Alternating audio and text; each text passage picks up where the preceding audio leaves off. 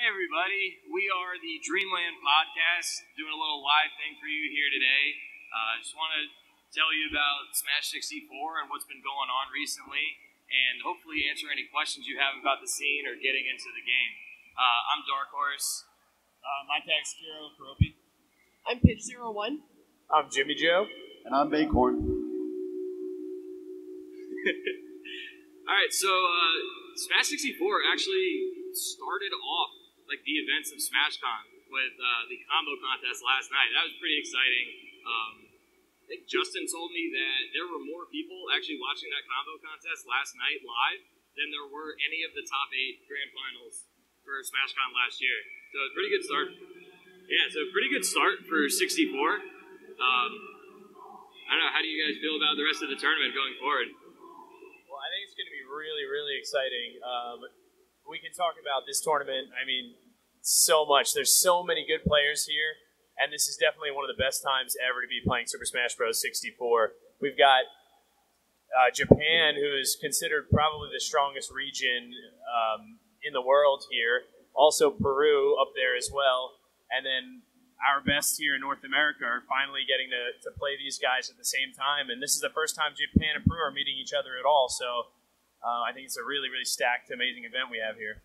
To put this into perspective as to how important it is that these regions have all come here, the thing about Peru is that it is extremely hard to get a visa to come to America from Peru. So Peru is kind of like the mecca of Smash 64. They have entire cities there where you could walk up on the street and just talk to some random person and say, hey, do you play Smash Bros? They'll be like, yeah, I play Smash Bros. I'm talking about 64. And they're all like God tier. Yeah, they are incredible at this game, but they have never competed in America until today. Yeah, to put it in perspective for you, in the ESPN article written recently, Peru and Japan finally getting to play each other would be like if Canada and Russia had never played each other in hockey, and this is the first time it was ever happening. Yeah. So this is huge. It's like two superpowers finally getting the chance to play each other. So it would be pretty exciting. What's interesting to note too is that in their scenes they have like completely different styles. For a long time, Peru played with Hyrule Legal, and Japan has been only Dreamland for a real long time. And the Japanese play with a particular style where it's like super optimal. I want to say, like, I don't want to say slowed down, but like very thought out and flowcharty. Whereas Peru isn't so much like that. They're a little bit more fast paced. So it's interesting to see how that's going to play out. Yeah, Japan is very like spacing oriented, and when they finally sort of like meet each other in an encounter, it's almost always deadly. Like they're just so efficient, and I guess as well as like being the first country to really play Dreamland only. Dreamland is a small stage, and it ends up being a case where like once they would hit each other, they would kill each other. So they were very, very careful with their stocks, and they play 4 stock. Their rule set is different than ours. They play 4 stock. And it's single elimination. Yeah, and best of 1, single elimination, 4 stock. So, and you even have players like who have finished in the top 3, 4 or 5 for years and years in a row, and it really just shows how skilled some of those players are. And then, like, to elaborate on what Kira was saying, in Peru, they played Hyrule only, so it wasn't even just like Hyrule was legal. That was their stage, and they're all about flash, and we see like this one player, if you look back on videos, Captain Tavo was one of the first like super flashy Falcon on Falcon comboers. He did amazing things off the 10 where he would do like reverse up air off of the 10 and then lead into like a flying Falcon punch. So, and you got a taste of the combos last night at the combo contest, but just a very different play styles finally meeting up. And it's crazy that after all these years, I mean, this game has been out for 17 years. This game is older than some of our entrants this weekend. And it's crazy that we're able to sit up here and talk about this game and the fact that, you know, there are hundreds of people here coming from, I think we have 7 or 8 different countries represented in Smash 64. Shout outs to the one Puerto Rican player representing his country. But we have a lot of countries represented. We have more players than we've ever had before. I mean, the distance we've come just in the last 2 or 3 years. I mean, how many major tournaments were there in 2012? In 2012, there was really like one major a year, and it was Apex on the East Coast, you know, here. And I mean, there was almost mini majors like Genesis I think kind of skipped a lot of years, but it was in there 1 year between 2012 and like 2014. Yeah, and what were there? What do we think? 2012 had 70 entrants? The cap was 64 players for Nintendo 64 Smash Bros. In 2012, and now we're above 300 here at this event. And so even when you think about those numbers, they might not seem like mind-boggling, but if you think about the way that a game that's how many years old did you say? 17. 17. I mean, if you think about the growth, that is an exponential growth. We're like, and this is like the best time ever to be playing this game. We have an incredible community who's basically crowdfunding the best players in the world to come to majors. So it's just, with a player count and this type of community, I don't see why you wouldn't want to try this game out. Yeah, I mean, how many people got crowdfunded? Like, what do we have? Three from Japan, one from Chile. We would have had more Peruvians, but they had issues with their visas. True. So we got one from Peru, 3 or 4 from Brazil. We helped out. Four Japanese, right? You said? I think Wangara actually paid for his own ticket. I'm not sure. To put those numbers into perspective, the last largest tournament we had for Smash 64 was Genesis 3, and that was 7 months ago. That tournament, I believe, had 238 entrants. So we have almost 100 more entrants at this tournament than we did at Genesis 3. So that's kind of a lot of growth for just 1 year, especially when you consider that although Smash 64 has had a community for the last 17 years, it was mostly focused on net play, on Kylera net play, up until 2014. When in 2014, just serendipitously, myself in Toronto and Shears in Baltimore and Wookie and Soto in SoCal all kind of started local scenes at the same time. And then from there, everything just kind of snowballed. We started appearing at more majors, more local scenes across North America started up. I think there are other scenes too. I believe around Tri-State there was a scene going as well. Yeah, we have Nebulous in New York City. They have a small, apparently, Colorado scene. There's so many little scenes now. And, a couple years ago, if you wanted to watch Super Smash Bros., you would have to hopefully catch Isaiah streaming on Clash tournaments, and that was like the only stream. And now, any given night, you can see there's several. Sometimes there's two. There will be two locals on the same night. So you're like, oh, I can tune into Dark House and then Nebulous and see which one I want. There are 4 streams on Wednesday nights now.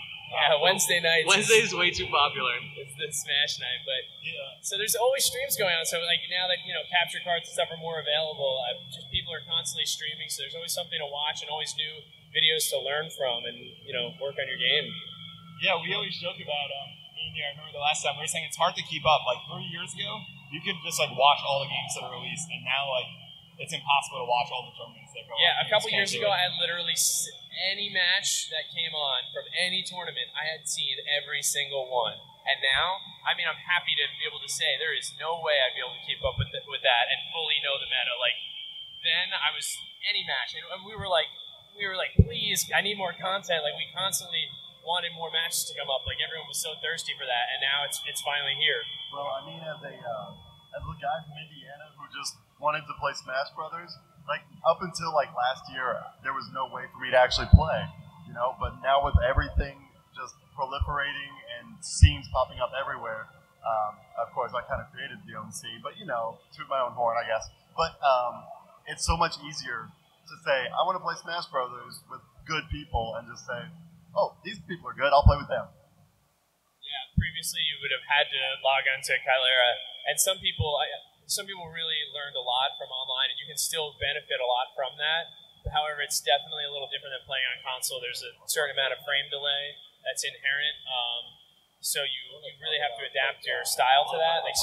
Myself, and I know Kiro included, we don't play online. For me, I just can't adapt to that lag. Yeah, so when I first joined the scene, I got pretty decent pretty fast, and that was pretty unheard of because I was one of the only players at the time who wasn't playing online. But now there are so many players who don't need to play online. It's pretty wild.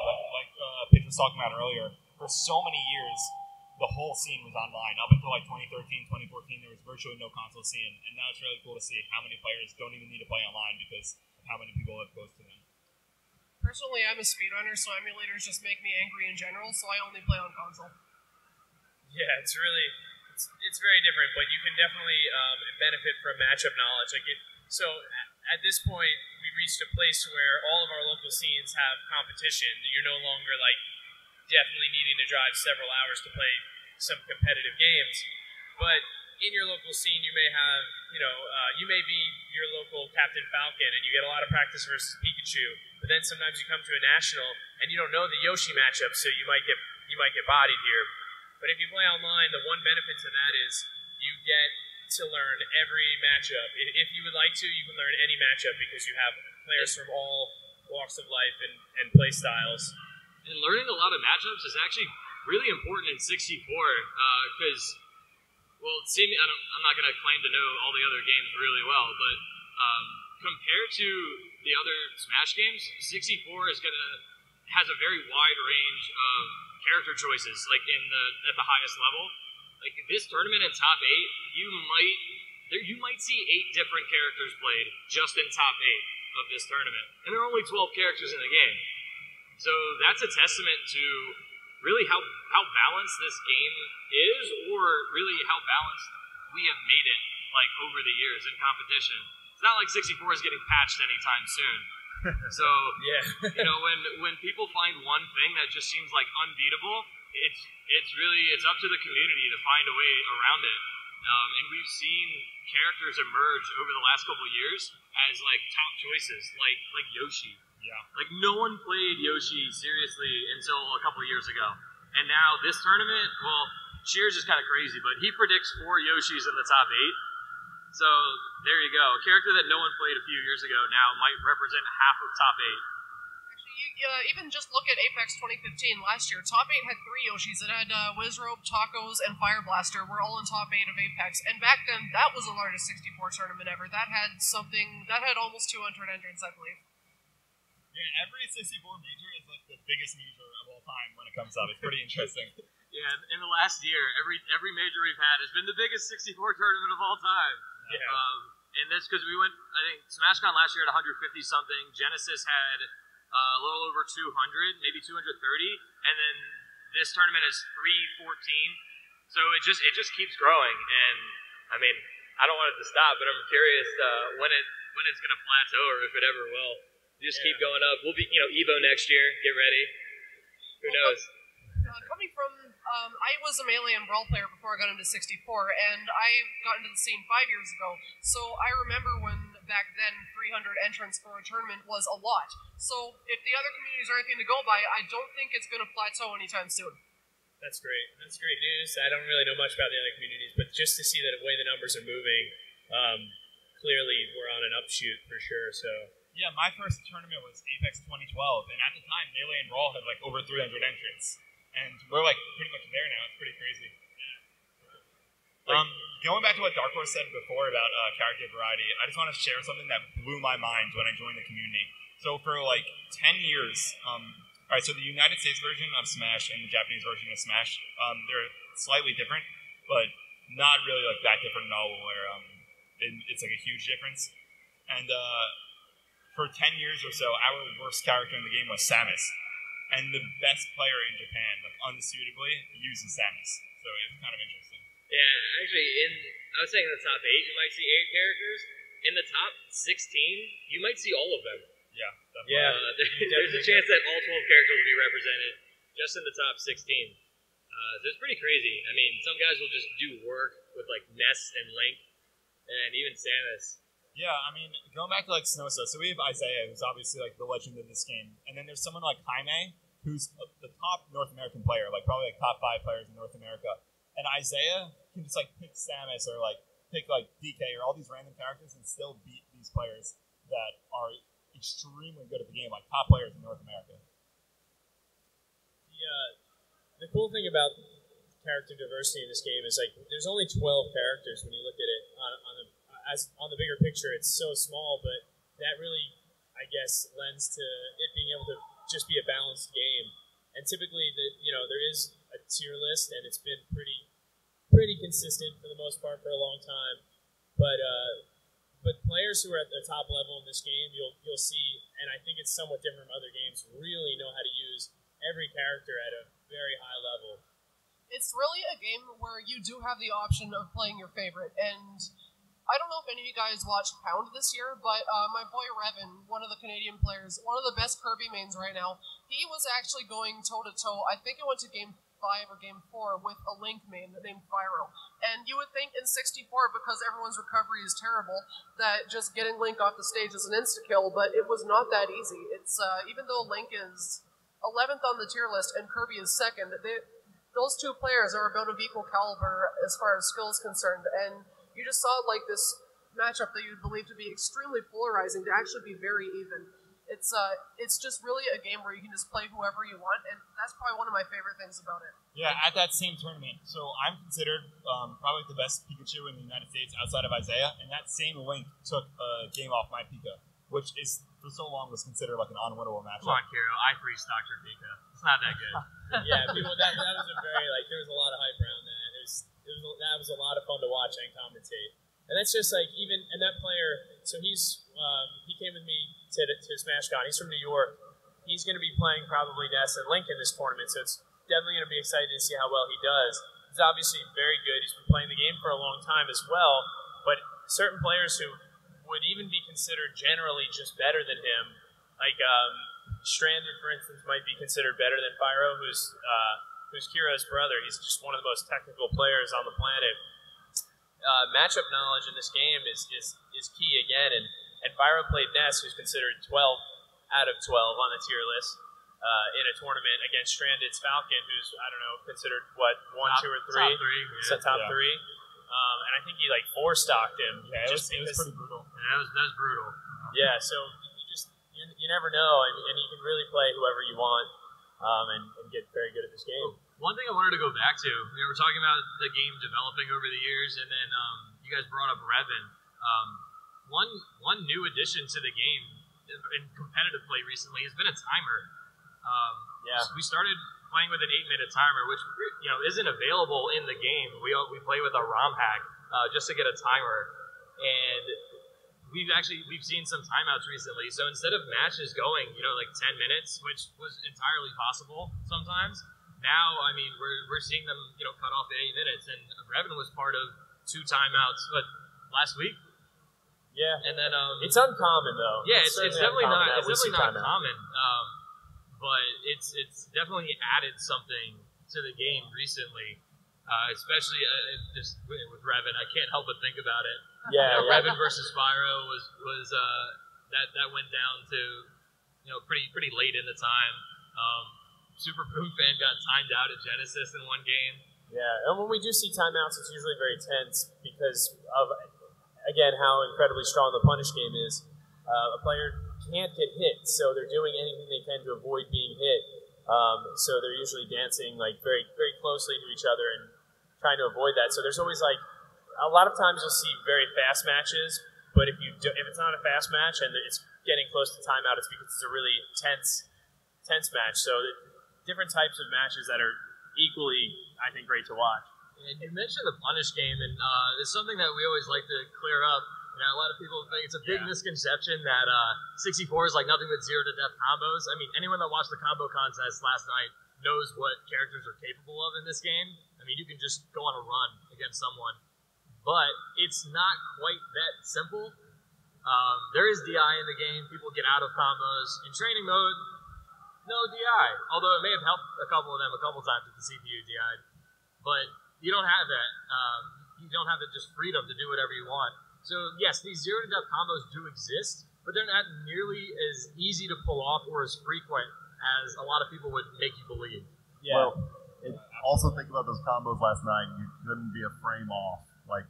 Those aren't easy to land, that's for sure. Yeah, and a lot of characters have escapes. Besides just, when you play the computer, and if you're working on combos against the computer, not in training mode, the computer DIs into you, which may or may not help or hurt your combos, and then in training mode, there's no DI, and then players, of course, are going to DI maybe with some intent to get out of the combo. So on top of that, there's a lot of escapes. A lot of players use Pikachu's up B, and as soon as they have that, they're out of hit stun, they have that one frame that they're out. There's invincibility and they're out, and then there's a lot of characters that have an escape, and most players know that their character's best move choice in that situation there's like 5 or 6 characters with frame 1 escapes. Like the Mario Bros, DK, Fox, Pika, they all have frame 1 escapes out of combos. And a lot of characters have fast snares, obviously, so they can use that as well.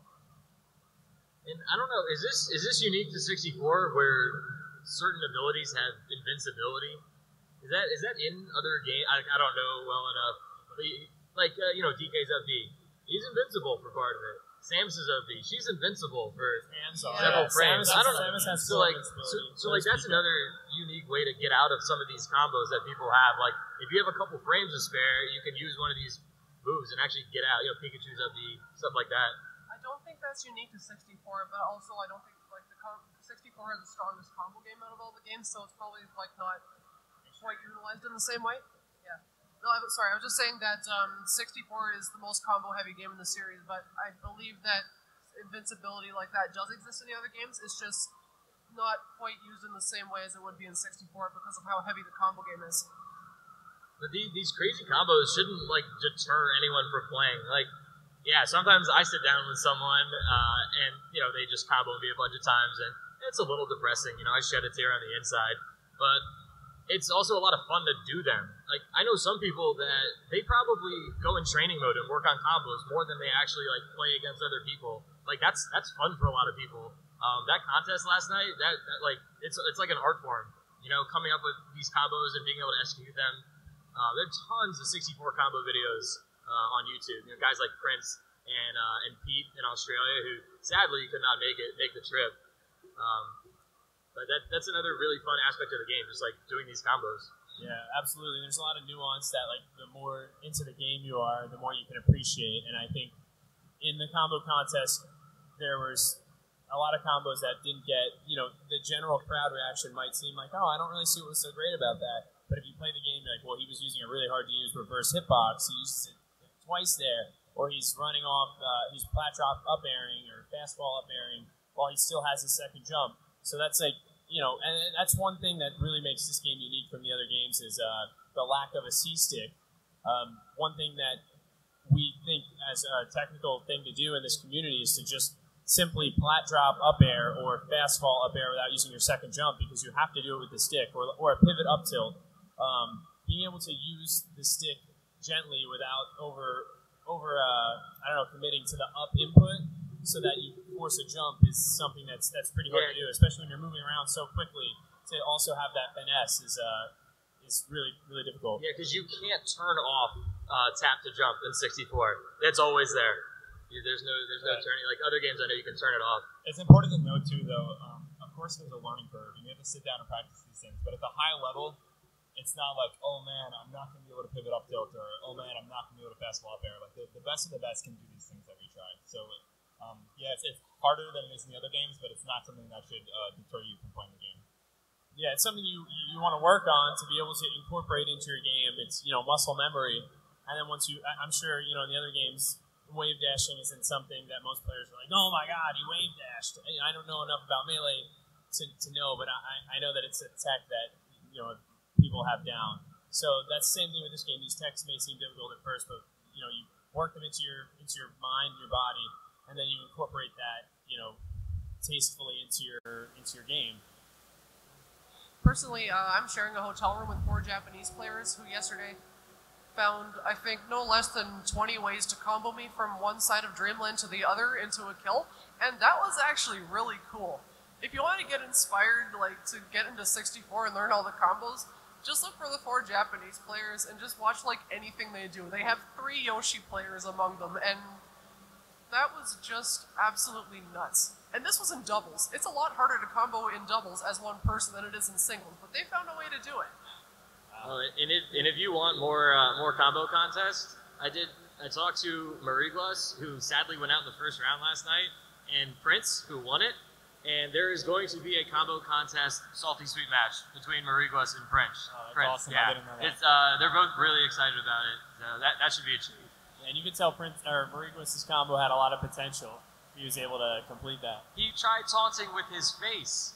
Yeah, that's a little unnecessary. And to put that in perspective, like they said on the stage last night, Prince is like the granddaddy of combo videos, so that is going to be an exciting one you don't want to miss. Yeah, this will be awesome. And we haven't actually talked about it yet, but anyone that is interested in getting into 64, a few resources for you. Definitely check out the NA SSB 64 Facebook group. We call it the North America Facebook group, but really it's the entire world. Everybody's in there. All continents represented, I believe. So I think you can just go on Facebook, NA SSB 64. We have almost 2,000 members in there. So any information you need about the game, you can find it there. Absolutely anything. And onlinessb.com is another hub for 64 resources. And one thing to keep in mind if you want to get into it is that, like, everybody who's playing out there, like, there's some who've been playing for years and years and years. But, like, I'd say a vast majority have been playing for, like, a year or less. And there are some of those who will make the top 64, probably, I'd say. Like, it's not, like, the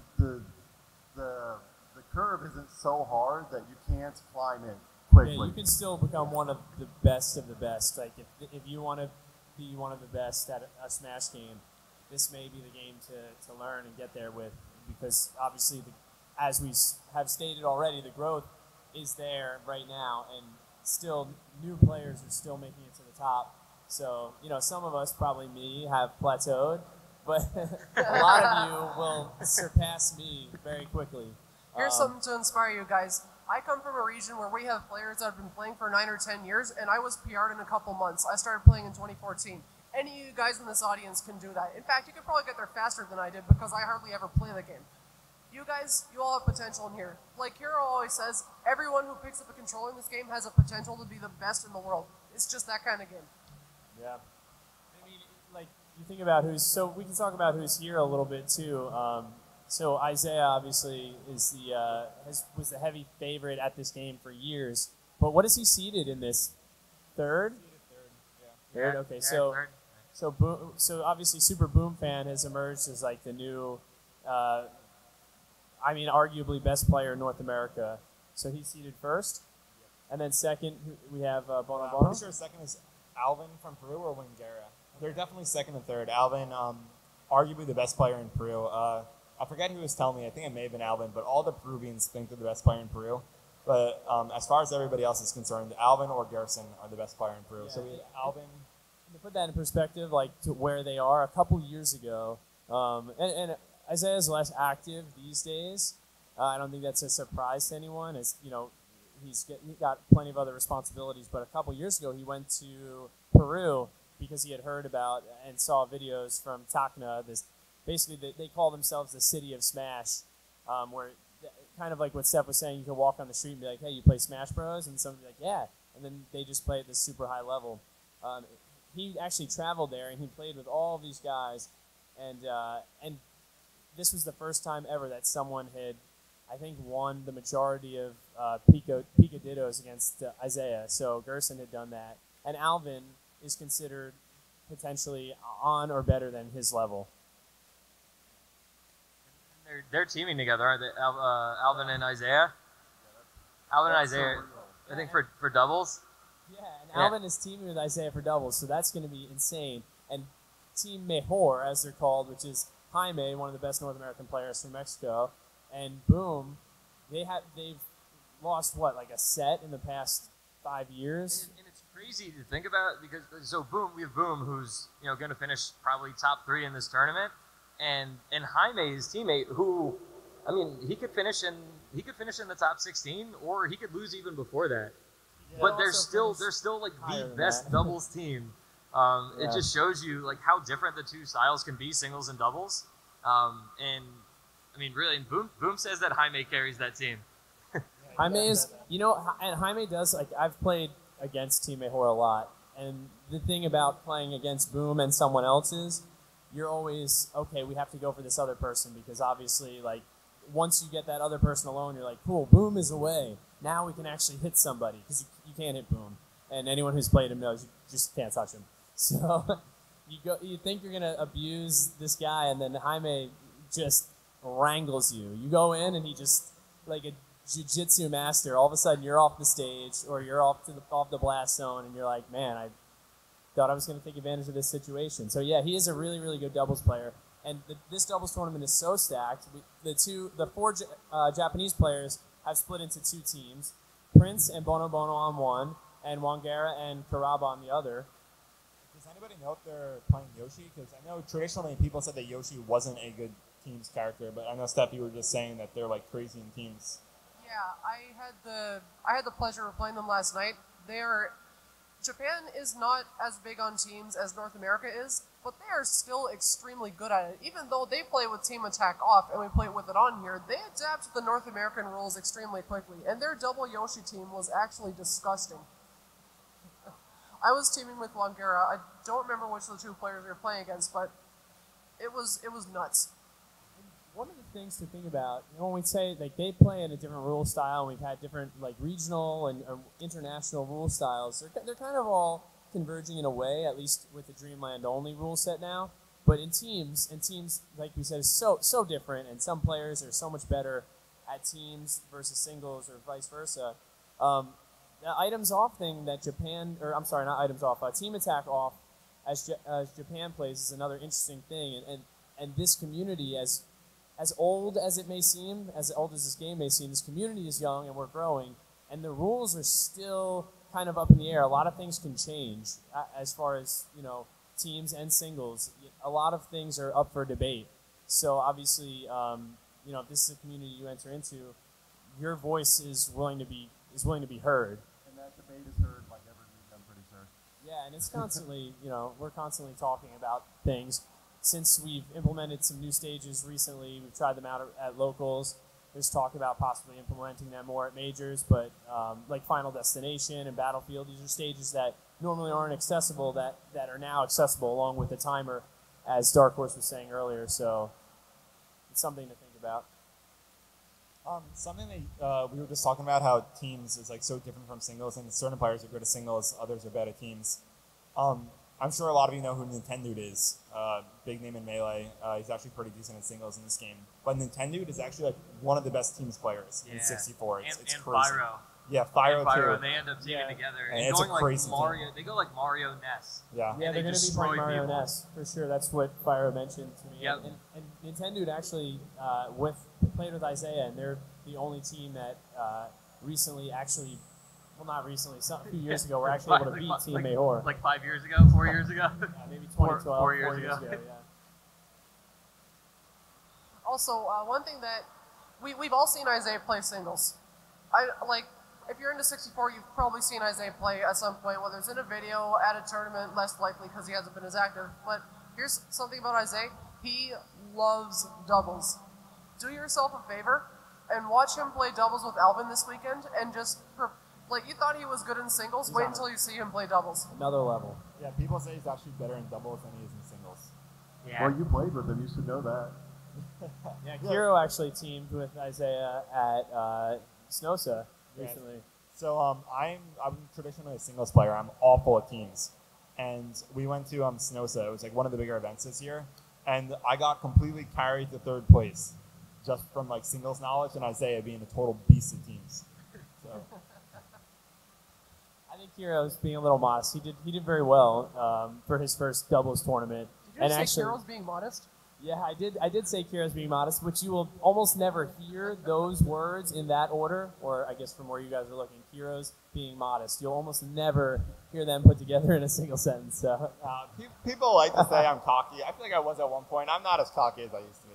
That's what happens when you lose for a while. I've mellowed down, yeah.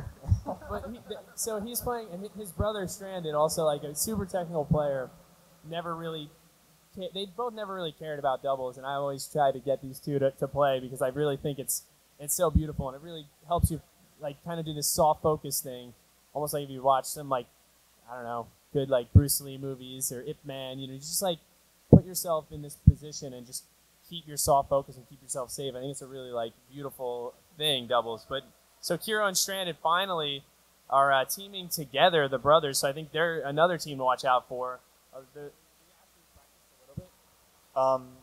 With Jim and Caesar for like an hour or so. We practiced a little bit, so I don't know. We'll see how we do.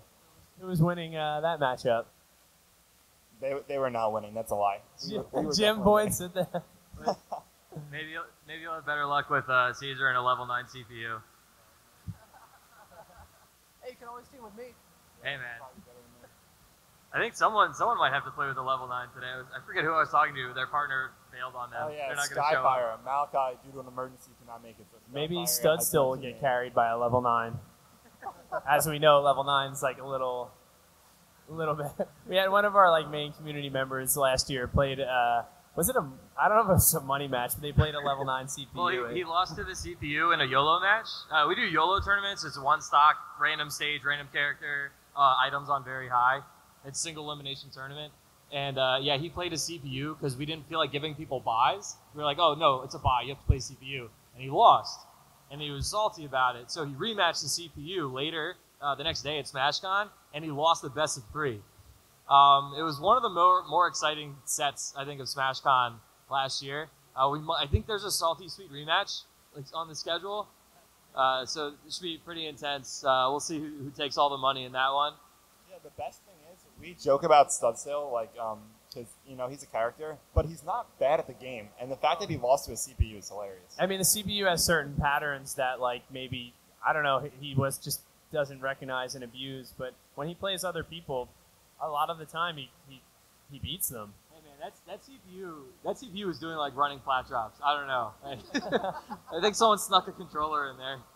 Another hype match from last SmashCon that involved Studstill last year was Studstill versus LD, and LD was only using Shine. But that match only ever made it onto my YouTube because it was played on a vendor TV. LD won that, right? Yes, I believe he did.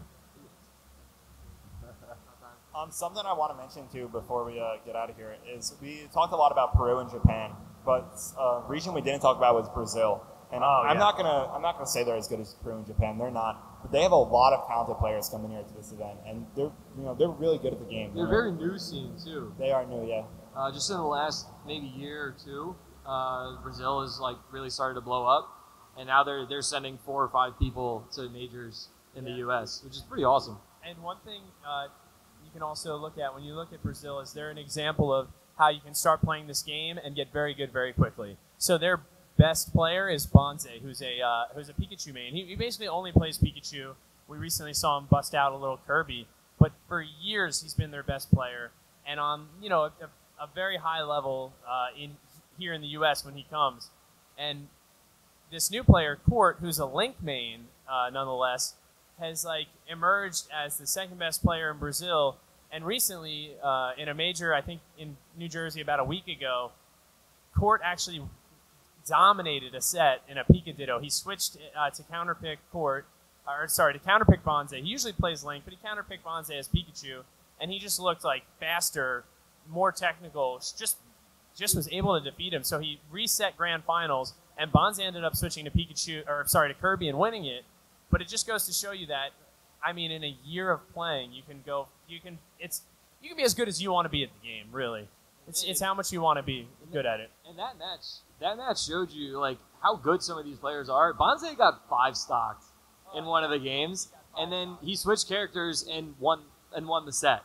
Like, so you could go from getting 5 stocked one game and then winning this entire set afterwards, which is just insanity. Like, that's not supposed to happen. What that showed you is that Court has counter picks for characters, and Court is more technical and faster. He was just better than Bonze in that set, but Bonze's knowledge of the game ended up winning him the game. Court didn't know how to deal with Kirby, even though Bonze's Kirby was so much worse than Bonze's Pikachu. It was just that was where Court's inexperience did end up losing him in the tournament, but his practice and his hard work got him to reset Grand Finals. Yeah, so I think we're running up against the time. So I just want to remind everybody, go to NA SSB64, go to the Facebook group,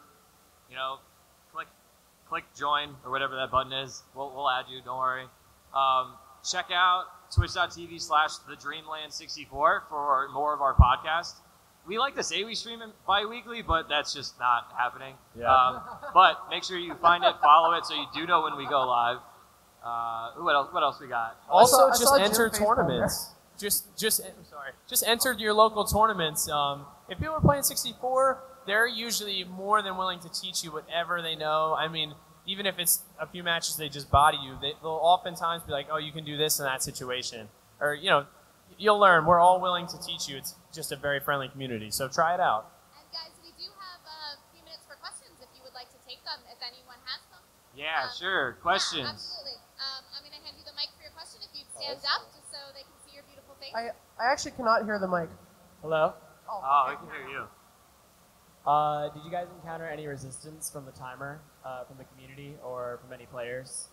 Oh, I mean, we get any change, you're going to get resistance. So some people don't like the timer because they think it forces like an unnatural end to the game. But I mean, logistically, you can't have matches go on forever. Like there's a tournament with a schedule, and matches need to be played.